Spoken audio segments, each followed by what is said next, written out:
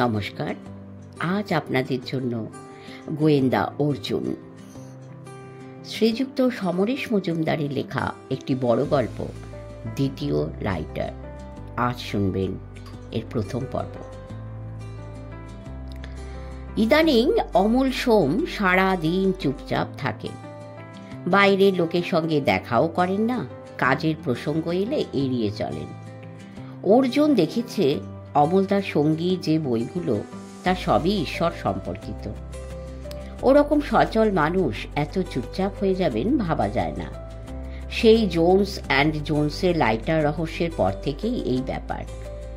একটি লাইটারের অস্তিত্ব জানা গিয়েছিল, কিন্তু দ্বিতীয়টি কোথায়, কার কাছে, তা কেউ জানে না। অবশ্য যার কাছে আছে সে ছাড়া। এমন লাইটার যার বোতাম টিপলে অদৃশ্য আগুন বেরিয়ে আসে, যাতে সিগারেট ধরানো যায়। দ্বিতীয়টি টিপলে এমন একটা অদৃশ্য রশ্মি বেরিয়ে আসে, যা 10 ফুটের মধ্যে যে কোনো জীবন্ত প্রাণীকে অসাড় করে দিতে পারে। প্রথম লাইটারটি পাওয়া এবং হারানোর গল্প যারা পড়েছেন তারা জানেন, এই লাইটার যারা তৈরি করেছিল সেই আমেরিকার জোনস অ্যান্ড জোনস কোম্পানি কতটা উদ্গ্রীব হারানো লাইটার ফিরে পেতে। তারা ফেডারেল ব্যুরো অফ ইনভেস্টিগেশনের সাহায্য নিয়েছে, কিন্তু দুটো হারানো লাইটার যা নিয়ে একদল কুচক্রী মানুষ পৃথিবীব্যাপী জাল পাততে চলেছিল, তার হদিশ করা সম্ভব হয়নি। অর্জুনরা একটি লাইটার পেতে গিয়েও পেল না, সেটি ধ্বংস হয়েছে, কারো কোনো ক্ষতি করতে পারবে না। এই তথ্যটি অমল সোম ঘটনাটির পর জোনস অ্যান্ড জোনসকে জানিয়েছিলেন। তারা তার উত্তরে কৃতজ্ঞতা জানিয়েছিল। অধিকন্তু দ্বিতীয় লাইটারটি উদ্ধার করতে সাহায্য চেয়েছিল। এ বাবদ যা খরচ হবে তা জোনস অ্যান্ড জোনস বহন করবে এবং সেই সঙ্গে ভালো পুরস্কারের ব্যবস্থাও থাকছে। স্বভাবতই অর্জুন উত্তেজিত, কিন্তু তারপর থেকেই অমল যেন হঠাৎ বৈরাগী হয়ে গেলেন। একদিন অর্জুনকে বললেন, এসব আর আমার ভালো লাগে না, তুমি তো এখন বেশ ম্যাচিওর, যা কেস আসবে এখন থেকে তুমিই ডিল করবে। দ্বিতীয় লাইটারটি কোথায় আছে অর্জুন জানে না, কিন্তু Jones and Jones new York থেকে প্রায়ই তাগাদা দিচ্ছে। অমলদা চিঠিপত্র লিখেছিলেন অর্জুনের নামে। ওরা তো জানে না অর্জুনের বয়স কত। চিঠিপত্র আসছে অর্জুনের নামেই। ওরা প্রয়োজনে আমেরিকায় যাওয়ার কথা লিখেছে, কারণ FBI যে দুটো লাইটারের একটাকেও খুঁজে বের করতে পারেনি, অর্জুন তার একটাকে বের করে নিশ্চিন্ত করেছে। সেই কৃতিত্ব তারা স্বীকার করেছে। অর্জুন পাসপোর্টে দরখাস্ত করেছিল কিছুদিন আগে বাংলাদেশ বেড়াতে যাবে বলে। সেখানে 9 মাসের দেওর থাকেন এখনো, সেটা হাতে এসেছে। Jones and Jones new York থেকে জানিয়েছে ভিসা কোনো সমস্যা হবে না। আমেরিকায় যাওয়ার ব্যাপারে মনস্থির করতে পারছে না অর্জুন। তোমরা যারা অর্জুনকে জানো তারা আরেকজনকে তো জানোই। তিনি কালিম্পংয়ের বিষ্টু সাহেব, খুব ভালো মানুষ। বয়স হয়েছে, বিয়ে থা করেননি। কালিম্পংয়ে কুকুর নিয়ে থাকতেন, অর্জুনকে খুব স্নেহ করতেন। অমল সোম বয়সে ছোট হলেও শ্রদ্ধার সঙ্গে আপনি বলে সম্বোধন করেন। সেই বিষ্টু সাহেব কিছুদিন ধরে কঠিন অসুখে ভুগছেন। তার শরীর দুর্বল হয়ে পড়েছে, স্থানীয় ডাক্তাররা রোগ ধরতে পারছে না। বিষ্টু সাহেবের এক বোন থাকে নিউ ইয়র্কে, তিনি বারংবার লিখছেন ওকে সেখানে যাওয়ার জন্য। চিকিৎসা ভালো তো হবেই, জায়গারও পরিবর্তন ঘটবে, কিন্তু বিষ্টু সাহেব একা সেখানে যেতে সাহস পাচ্ছেন না। ছোটখাটো বৃদ্ধ মানুষটি জানিয়েছিলেন যদি অমল সোম তার সঙ্গী হন তাহলে তিনি বিদেশে যেতে রাজি আছেন। অমল সোম তার দোতলার কাঠের ঘর ছেড়ে নড়বেন এ আশা নেই। জোনস অ্যান্ড জোনসের আমন্ত্রণ আর বিষ্টু সাহেবের শরীরের কারণে বিদেশে যাওয়া গন্তব্যটা যখন এক, তখন অর্জুন এক দুপুরে গিয়ে হাজির হলো কালিম্পংয়ে। বাজার ছাড়িয়ে বাঁ দিকে তিব্বতী কারুশিল্পের শোরুম রেখে অর্জুন হাঁটছিল। এখন তার শরীর 5 ফুট 10 ইঞ্চি লম্বা, ছিপছিপে, সামান্য মেদ নেই। ফর্সা গালে তরুণ রবীন্দ্রনাথের মতো দাড়ি, যা কিনা এখনো কালচে ভাব ধরেনি। অর্জুন হাঁটছিল খুশি মনে। কালিম্পংয়ের পাহাড়টাকে তার খুব ভালো লাগে। কি শান্ত, আর নীল চাদর মুড়ে চুপচাপ বসে থাকে চারপাশে। রাস্তাটা যাচ্ছে সার্কিট হাউসের দিকে, আরও ছাড়ালে দূরবীন দাঁড়া। এই পথেই ডান দিকে বিষ্টু সাহেবের কটেজ। কিছু নেপালি মেয়ে বোধহয় স্কুল ফেরত ভর দুপুরেই বাড়ি যাচ্ছে। দু একজন তিব্বতী গম্ভীর মুখে বেরিয়ে গেল পাশ দিয়ে। রাস্তাটা যেখানে গুলতির মতো দুটুকরো হয়েছে সেখানে এসে দাঁড়াতেই সে মানুষটিকে দেখতে পেল। পাহাড়ের শরীরে প্রায় নাক লাগিয়ে কিছু দেখছেন।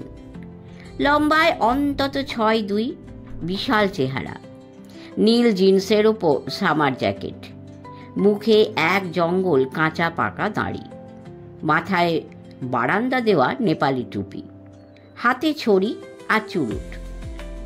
এই লোকটিকে কোথায় যেন দেখেছে বলে মনে হচ্ছিল অর্জুনের। খুব চেনা, অথচ ঠাহর করতে পারছিল না। এত মগ্ন হয়ে আছেন যে বিশ্ব চরাচর ওর কাছে মুছে গেছে যেন। অর্জুন দাঁড়িয়ে পড়ল, কারণ ভদ্রলোকের হাতে চুরুট তার জ্যাকেটের গায়ে যে কোনো মুহূর্তে আগুন ধরতে পারে। কিন্তু সেই মুহূর্তেই তিনি সোজা হয়ে দাঁড়ালেন। তার চোখ পড়ল অর্জুনের ওপর। অদ্ভুত, ভাবতে পারিনি এখানে এসে একে দেখতে পাবো।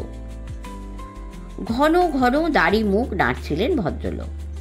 তারপর বলে চুরুটটাকে ছুঁড়ে দিলেন রাস্তায়।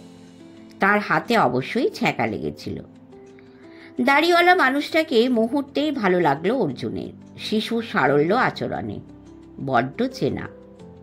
সে হেসে জিজ্ঞেস করল, যদি কিছু মনে না করেন, কি দেখতে পেলেন জানাবেন? অফকোর্স। ভদ্রলোক নিজের ছ্যাঁকা লাগা দুটো আঙুল ঠোঁটের ওপর থেকে সরিয়ে বললেন, রেয়ার টাইপ অফ পপি, সুইজারল্যান্ডেও দেখতে পাইনি। আমার বন্ধু হেনরি ডিমককে বললে এক্ষুনি ছুটে আসবে, কিন্তু বলবো না, সারপ্রাইজ দেব। সেবার আইসল্যান্ড থেকে ফিরে ওকে একটা ফসিল দিয়েছিলাম, এবার পপি। অর্জুন ফুলটাকে দেখল। এই ধরনের জঙ্গলি ফুল পাহাড়ের সর্বত্র ছড়িয়ে থাকে। বিশেষভাবে কোনো দিন নজর করেনি সে। এখনো মনে হলো না অসাধারণ কিছু। ভদ্রলোক আর কথা বললেন না, গম্ভীর হয়ে পাহাড় দেখতে লাগলেন, যেন কোনো এক্সিবিশনে গিয়ে ছবি দেখছেন মন দিয়ে। বিষ্টু সাহেবকে বারান্দায় বসে থাকতে দেখবে আশা করেনি সে। সিঁড়ি ভেঙে ওপরে উঠেই সুন্দর বাগানটার পাশে বারান্দায় নজর যেতেই বিষ্টু সাহেব যেন লাফিয়ে উঠলেন। আরে অর্জুন, কি আশ্চর্য, তুমি, ভাবা যায় না, এসো এসো। অসুস্থ মানুষটির মুখ উজ্জ্বল হয়ে উঠল আন্তরিক হাসিতে। দুটো হাত বাড়িয়ে ওঠার চেষ্টা করার আগেই অর্জুন সেখানে পৌঁছে গেল। ব্যস্ত হবেন না, আপনি বসুন। কেমন আছেন? আর আছি, হঠাৎ যে কি হলো, এখন তো বারান্দায় বসে তোমার সঙ্গে কথা বলছি। মাসখানেক আগেও বিছানা ছাড়তে পারতাম না।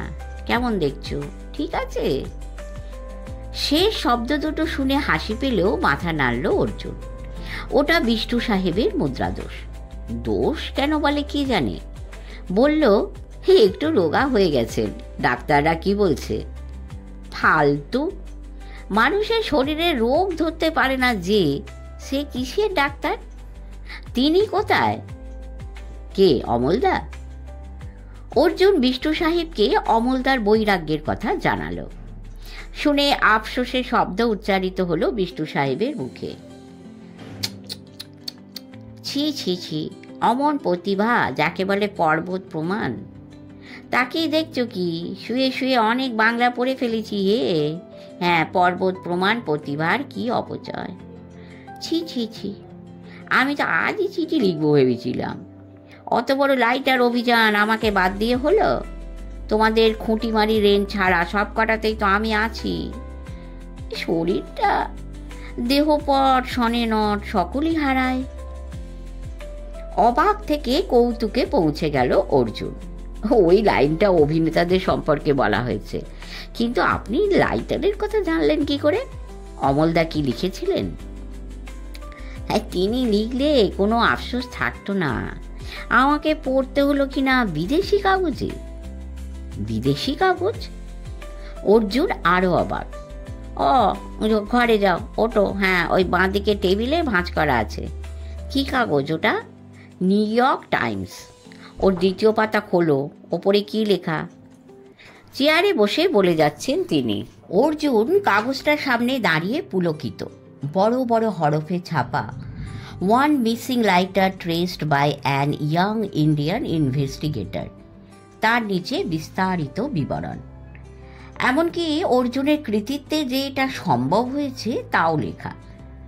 সমস্ত শরীরে যেন কদম ফুটল অর্জুনের। সাগর পাড়ের একটা কাগজে তার কথা এমনভাবে লেখা হবে তা কল্পনাতেও ছিল না। কাগজটাকে রেখে দিয়ে সে বারান্দায় এসে দাঁড়াতেই বিষ্টু সাহেব তৃপ্তির হাসি হাসলেন। I am happy. আমি তোমাকে কতবার বলেছি জলপাইগুড়িতে বসে থেকো না, তোমার মধ্যে সম্ভাবনা আছে, ঠিক আছে? আপনি নিউ ইয়র্ক টাইমস রাখেন? এই কালিম্পংয়ে ওইসব পাওয়া যায়? পাগল, আমার বোনের দেওর এসেছে আমাকে নিয়ে যেতে। এক নম্বরের পাগল। এর মধ্যে কালিম্পংয়ে সবাই চিনে গেছে। এত জোরে হাসে যে এই বাগানে পাখিগুলো আর বসতে চায় না। মেজর ছিল, মেজাজে ও মিলিটারি।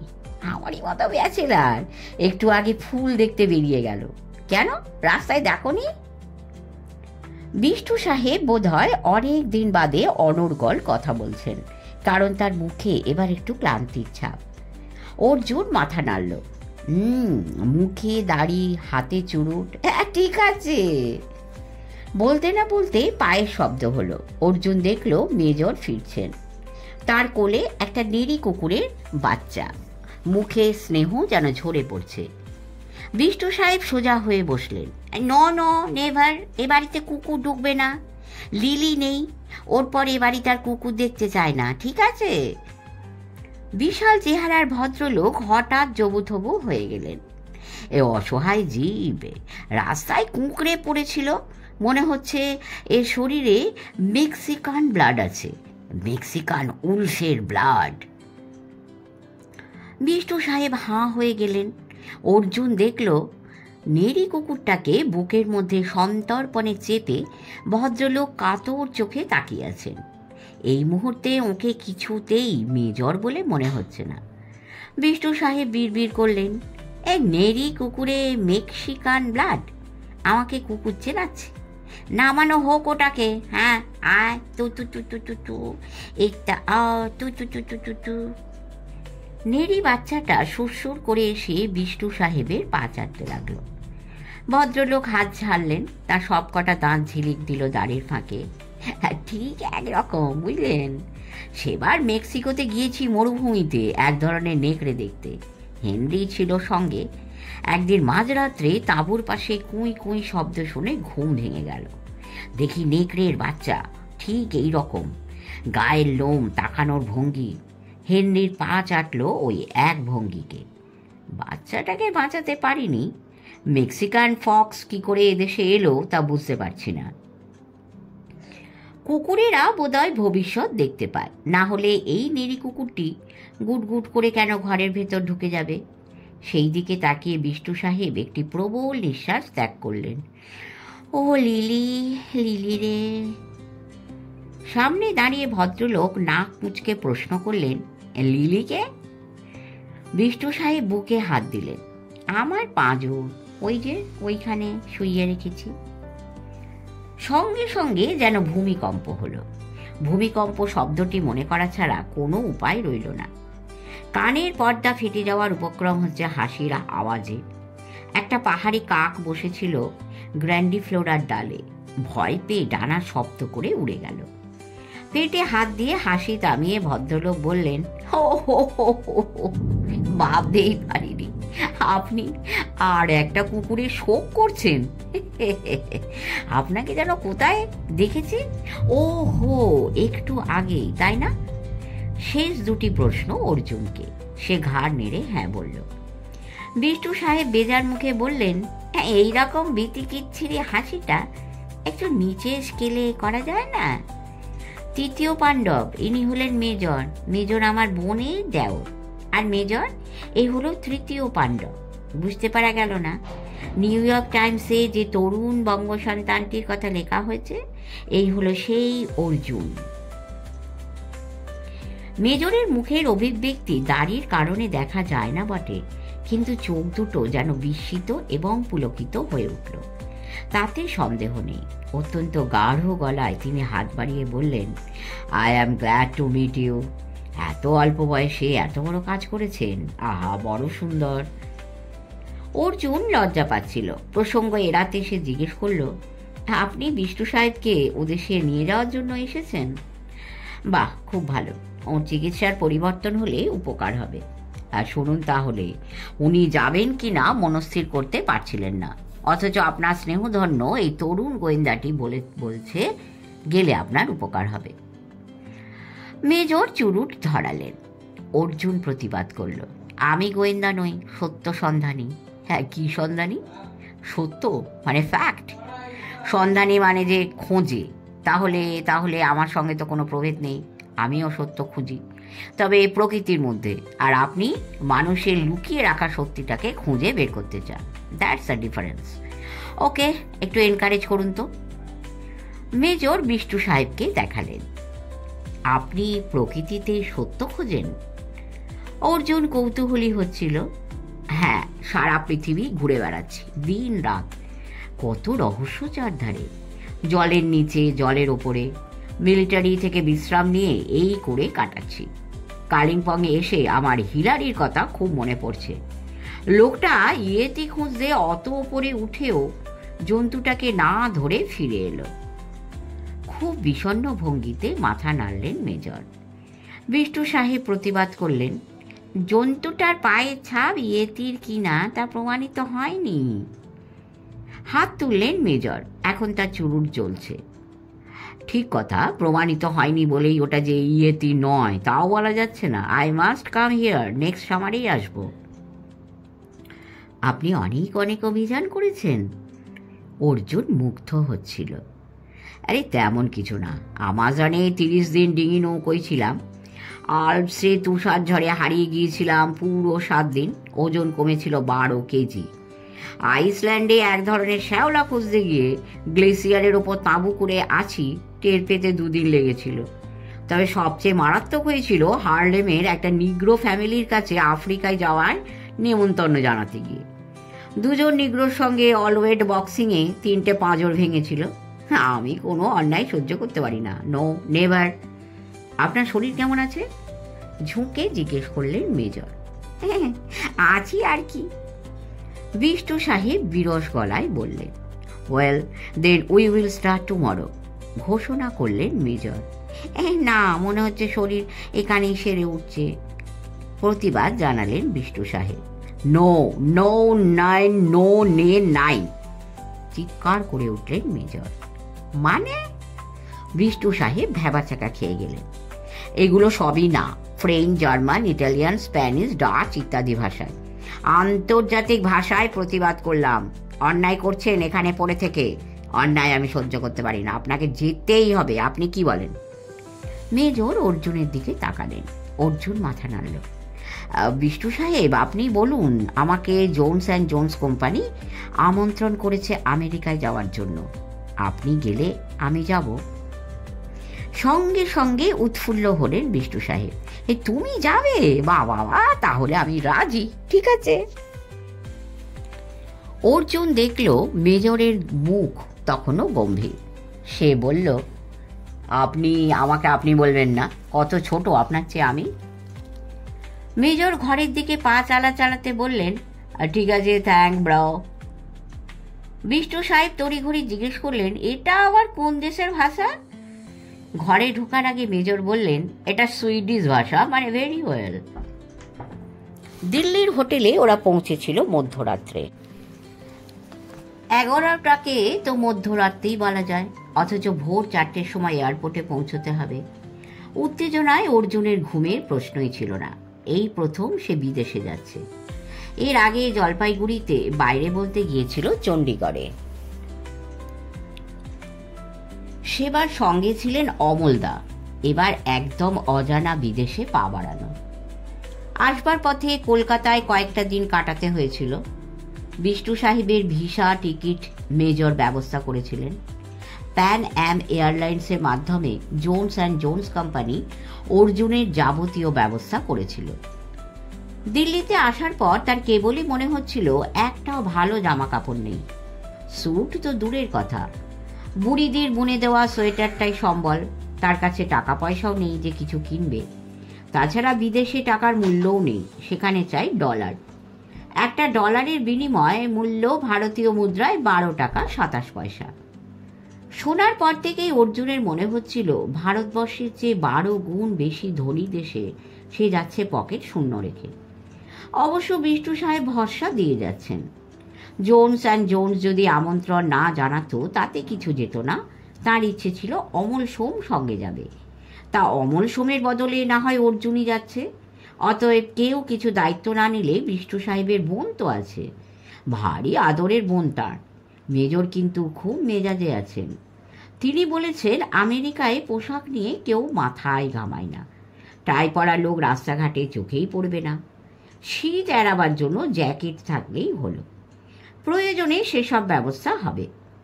মেজরকে খুব ভালো লাগছে অর্জুনের। যতই হম্বিতম্বি করুন মনটা খুব সরল। ওর দিকে তাকালেই চেনা মনে হয়, কিন্তু কিছুতেই ধরতে পারছে না বলে একটা অস্বস্তি হচ্ছে। মেজরের কাছে পৃথিবীটা যেন হাতের চেটো। ভোরবেলায় দিল্লিতে বেশ ঠান্ডা থাকে। পকেটে যা ছিল মেজরের পরামর্শে কিছু খুচরো ডলার কিনল অর্জুন কাস্টমস এনক্লোজারে ঢোকার আগে। ডলার দেখতে টাকার মতোই, তবে বেশ বড়সড়। সে কত ডলার নিয়ে যাচ্ছে তা আবার পাসপোর্টে লিখে দেওয়া হলো। খবরের কাগজে পড়েছিল যখন কেউ এয়ারপোর্ট দিয়ে বিদেশে যাওয়া আসা করে তখন তাকে সার্চ করা হয়, কিন্তু তাদের কিছুই করা হলো না। বিপদে পড়লেন মেজর। তার ব্যাগের মধ্যে সেলোফেন প্যাকেটে এক গাদা ফুল পেলেন অফিসাররা। এই ফুল থেকে কোনো মাদক তৈরি হয় কিনা তাই নিয়ে যখন বিস্তর আলোচনা চলছে এবং মেজর ফুলগুলো বিরল ধরনের পপি বলেও বোঝাতে পারছেন না তাদের, তখন তিনি ক্ষিপ্ত হলেন। অনর্গল তার মুখ থেকে অচেনা শব্দ বেরোতে লাগলো। কাস্টমসের লোকেরা এত তাজ্জব যে তারা যেন ছেড়ে দিয়ে স্বস্তি পেলেন। প্লেনে বসেও মেজরের রাগ পড়ছিল না। এয়ার হোস্টেস যখন তাকে যাত্রা শুভ হোক বলে নমস্কার জানালেন তখন তিনি গম্ভীর মুখে জবাব দিলেন, ট্যাক। অর্জুন বসেছিল জানলার ধারে, মাঝখানে মেজর, প্যাসেজের ধারে বিষ্টু সাহেব। খুব বিনীত ভঙ্গিতে অর্জুন জিজ্ঞেস করেছিল, কথাটার মানে কি? জফালা না থাকলে বাংলা শোনাতো। মেজর চুরুট ধরাতে গিয়েও থেমে গেলেন। ওপরে নো স্মোকিং লেখা আছে তখন বললেন, শব্দটা ড্যানিশ, মানে হলো ধন্যবাদ। চুরুট ধরাবার আগে আমার সঙ্গে কথা বলো না। প্লেনের ভিতরটা বিশাল। সামনের দিকটায় বোধ হয় বেশি দামের টিকিট।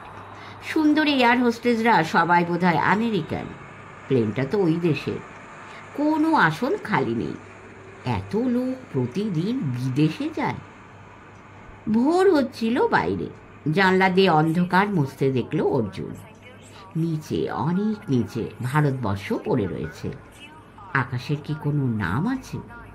কিন্তু কি আশ্চর্য, প্লেনটা ঘন্টাখানেক বাদে যখন করাচিতে থামল তখন অন্ধকার যায় যায়। এতক্ষণে তো রোদ ওঠার কথা। মাইকে স্থানীয় সময় যা বলল তা ভারতীয় ঘড়ির সঙ্গে মিলছে না। অর্জুনের খুব মজা লাগছিল। তারা বোধহয় সূর্যকে পেছনে ফেলে এগিয়ে যাচ্ছে। এইভাবে গেলে কখনোই কি ভোর হবে? জানলা দিয়ে এয়ারপোর্টটাকে দেখল অর্জুন। এই হলো পাকিস্তান।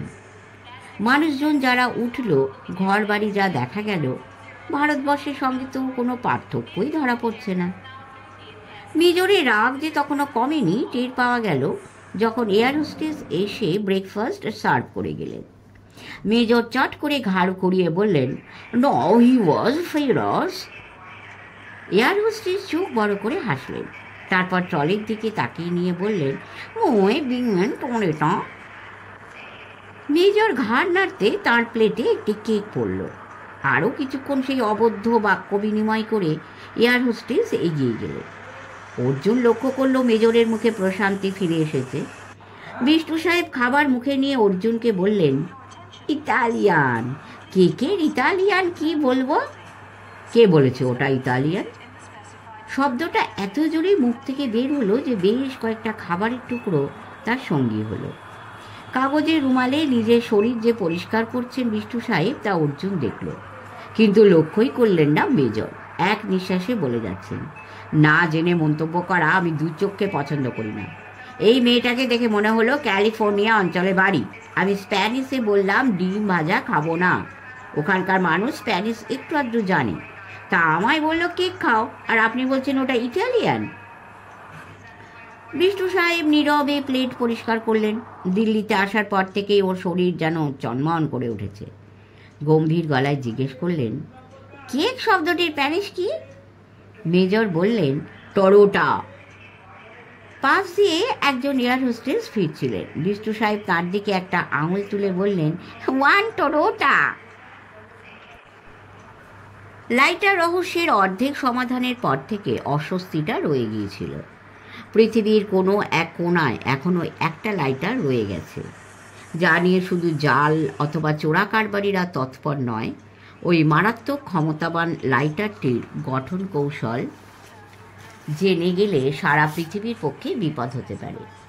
একটা নিরীহ দেখতে লাইটারের দ্বিতীয় বোতাম টিপলে অদৃশ্য রশ্মি 10 ফুট বেরিয়ে এসে যে কোনো মানুষকে অবশ করে ফেলতে পারে। আশেপাশে দাঁড়িয়েও কেউ সেটা বুঝতে পারবে না। ওই বস্তুটি নকল করার চেষ্টা ব্যর্থ হয়েছে এখন পর্যন্ত, কিন্তু অদৃশ্য রশ্মির ব্যবস্থা না করতে পেরে ওরা মিনি গ্রেডেড ঢোকাতে পেরেছে ওই ছোট লাইটারের খোলে। প্রস্তুতকারক জোনস অ্যান্ড জোনস কোম্পানি খুব বিব্রত। আমেরিকান সরকার তাদের বিরুদ্ধে মামলা করতে পারে। কেন দুটো লাইটার সতর্কতা সত্ত্বেও হারিয়ে গেল? একটি বিনষ্ট হয়েছে খবর পেয়েও তাদের স্বস্তি নেই। অর্জুন এই ব্যাপারটা নিয়ে অনেক ভেবেও কোনো কুল কিনারা পায়নি। তবে জালিয়াতরা হংকং, থাইল্যান্ডের থেকে নেপাল হয়ে তরাই, ভুটান অঞ্চলে যে কাজকর্ম চালাতে চেয়েছিল তা ওই ঘটনার পর ভেস্তে গিয়েছে। কিন্তু পৃথিবীর আর কোনো অঞ্চলে যে এই মুহূর্তে কাজ শুরু হয়নি তা কে বলতে পারে? প্যান অ্যামের এই প্লেন এবার থামবে ফ্রাঙ্কফুর্টে। এর মধ্যে দুটো সিনেমা দেখতে পেয়েছে ওরা, দুটোই জেমস বন্ডের ছবি। বিষ্টু সাহেব আর অর্জুনই ছবি দেখল। মেজর নাক ডাকিয়ে ঘুমোলেন প্রায় 5 ঘন্টা। খুব সুখী মানুষই ওভাবে চটপট নাক ডাকিয়ে ঘুমোতে পারে। ফ্রাঙ্কফুর্ট যখন এলো তখন স্থানীয় সময় আর ওদের ঘড়ির সময়ে অনেক তফাৎ। মালপত্র সব প্লেনেই থাকবে, ওদের শুধু কয়েক ঘন্টার জন্য এয়ারপোর্টে ট্রানজিট লাউঞ্জে থাকতে হবে, কারণ এই সময়ে প্লেনের ঝাড়পোঁছ, তেল ভরার কাজ সেরে নেওয়া হবে। প্লেনের দরজা দিয়ে এয়ারপোর্ট বিল্ডিংয়ের দোতলায় চলে এলো ওরা লাইন করে। এরকম ব্যবস্থা দমদম কিংবা দিল্লিতে দেখেনি অর্জুন। মাটিতে পর্যন্ত পা দিতে হলো না। ওর মনে হলো বৈধ ভিসা ছাড়া যাতে বিদেশিরা ওদের দেশের মাটিতে পা রাখতে না পারে, তাই জার্মানরা এই ব্যবস্থা করেছে। যাই হোক, তবু তো সে জার্মানিতে এলো। বিষ্টু সাহেব প্রথমেই উচ্চারণ করলেন, এই হিটলারের দেশে। মেজর সঙ্গে সঙ্গে চটে গেলেন, 9 বিট টুথ, জার্মান মানেই হিটলার, আশ্চর্য। দাড়িতে হাত বুলিয়ে বোধহয় সংযত করলেন তিনি নিজেকে। তারপর গড় গড় করে অন্তত 10-12 জন জার্মানের নাম আউড়ে গেলেন, যারা প্রত্যেকেই স্মরণীয় মানুষ। বিষ্টু সাহেব বললেন, এই লোকটার কথাই মনে পড়ল আগে, কেন? আশ্চর্য। কিন্তু এই জায়গাটা তো পৃথিবীর যে কোনো দেশের হতে পারে। অন্তত 3 ফারলং লম্বা ঝকঝকে প্যাসেজের দুপাশে আলো ঝলমল দোকান এবং অফিস ঘর। প্রতিটি দোকানের জিনিসপত্র শুল্কবিহীন। অর্জুন বিস্মিত হয়ে শেষ প্রান্তে চলে এলো হাঁটতে হাঁটতে। বিভিন্ন এয়ারলাইন্সের ট্রানজিট প্যাসেঞ্জাররা প্যাসেজের মাঝে মাঝে রাখা চেয়ারে বিশ্রাম নিচ্ছেন। মেজর বললেন, ওইখানে আমার এক বন্ধু আছে, আপনারা কেউ যাবেন আমার সঙ্গে? বিষ্টু সাহেব মাথা নাড়লেন, আমি এই চেয়ারে বসে মানুষ দেখব, জার্মানিতে এসে একটাও জার্মান দেখতে পাচ্ছি না, এই তোমরা বরং ঘুরে এসো, ঠিক আছে? অর্জুন মেজরের সঙ্গী হলো। মেজর বললেন, ওরা এই এয়ারপোর্টের বাইরে যেতে দেবে না আমাদের, ভিসা থাকলে দিত। ফ্রাঙ্কফুর্টের বিখ্যাত জিনিস হলো এর অপেরা। আমি স্যাসানিসনের অপেরা দেখেছি। দ্বিতীয় বিখ্যাত বস্তু হলো আপেলের তৈরি মদ, ওদের জাতীয় মদ। আহা, অমৃত। একটু দোকানে ঢুকে মেজর একটা হাত ওপরে তুলে চিৎকার করে বললেন, গো-টিন থাক। টাকমাথা লোকটার মুখ উজ্জ্বল হলো, তিনিও হাত তুললেন। গো-টিন থাক, উই গেট দিস ইন বলে করমর্দনের জন্য হাত বাড়ালেন। মেজর হাতটা ধরে প্রবল ঝাঁকুনি দিয়ে বললেন, দ্যার গুড। শব্দগুলোর এক বর্ণ বুঝতে পারছিল না অর্জুন। মেজর আরও কিছুটা শব্দ খরচ করার পর লোকটি অর্জুনের দিকে তাকিয়ে ইংরেজিতে বললেন, ওয়েলকাম ওয়েলকাম। এত অল্প বয়সে আপনি এত প্রতিভাবান, আপনার সঙ্গে পরিচিত হয়ে গর্বিত হচ্ছি। এই সময় আরেকজন খদ্দের দোকানে ঢুকে কাউন্টারে দাঁড়াতে একটা কাণ্ড হলো বটে। টাকমাথা ভদ্রলোক এনশোল ডিয়ার জি বলে ছুটে গেলেন তার কাছে। লোকটার পরনে চমৎকার স্যুট, চোখে চশমা, বয়স 30-এর সামান্য ওপরে। যা নেবেন সেটা জানিয়ে ভদ্রলোক পকেট থেকে সিগারেটের প্যাকেট বের করে অলস ভঙ্গিতে একটা সিগারেট নিয়ে ওদের দিকে তাকালেন। অর্জুন চোখ ফিরিয়ে নিল। টাকমাথা ফিরে এলে বেশ কিছুক্ষণ কথা বলে ভদ্রলোক বেরিয়ে গেলেন সিগারেট না ধরিয়ে। এমন হতে পারে তিনি লাইটার কিনতে এসে না পেয়ে ফিরে গেলেন, কিন্তু পাশের টেবিলের উপর স্তূপ করা দেশলাই রয়েছে। জলপাইগুড়িতে যেসব দেশলাই দেখেছে সেরকম নয়, বাক্সের বদলে পাতার মধ্যে আটকানো কাঠি। লোকটা তো ওই একটাতে সিগারেট ধরাতে পারত। মেজর ততক্ষণে বন্ধুর সঙ্গে গল্প শুরু করেছিলেন। অর্জুন চটপট বাইরে বেরিয়ে এলো। অন্তত 8-10টি প্লেনের যাত্রীরা ট্রানজিট লাউঞ্জে ঘুরে বেড়াচ্ছে। প্রতিটি মানুষই যথেষ্ট ধনী। অর্জুনের মনে হলো এখানে কোনো গরিব নেই, অন্তত পোশাক এবং আচরণে। লোকটি হাঁটছিল অত্যন্ত অলস ভঙ্গিতে, তার ডান হাতে সিগারেটটি ধরা, তাতে এখনো আগুন পড়েনি। প্যাসেজের পাশে রাখা চেয়ারগুলিতে অনেকে বসে। ওদের একজন লোকটিকে দেখে উঠে দাঁড়ালো। ওর বয়স বেশি, দুজনেই বিদেশি। দেখে কোন দেশের তা অর্জুনের পক্ষে ঠাউর করা সম্ভব নয়, কিন্তু দ্বিতীয় লোকটিকে বোঝা যায়, ওর তাকানো শরীর বলে দেয় এরা সহজ পথের মানুষ নয়। তাছাড়া লোকটার কাঁধে বেশ ভারী ব্যাগ ঝুলছে। টুকিটাকি ছাড়া সবাই জিনিসপত্র প্লেনেই রেখে এসেছে। অত বড় ভারী ব্যাগ লোকটি বইছে কেন? শেষ হলো প্রথম পর্ব। পরের পর্ব শিগগিরই দেওয়ার চেষ্টা করব। সকলে ভালো থাকবেন পরম করুণাময়ের কৃপায়।